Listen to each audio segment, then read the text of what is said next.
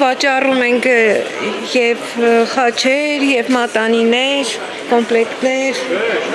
Հաճախորդներ ունենում եք։ Իհարկե,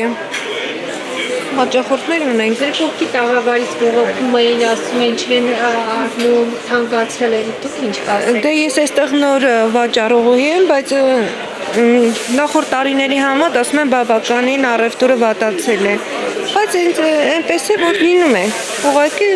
համեմատած նախորդ տարիներին վատացել է վիճակը։ Ինչու է պայմանավորված, որ նախորդ տարիների վատացել է։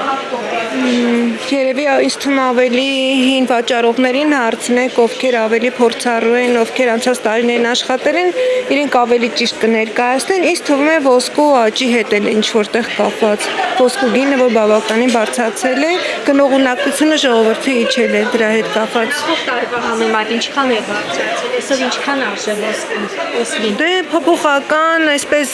$107.5 համարժեք, $106 համարժեք։ Ինչքան ժամանակ է, որ այս շուկայում եք աշխատում։ Արդեն 1 տարի կլինի։ Գոհ եք եկամտից։ Ոչինչ, բավարարում եմ։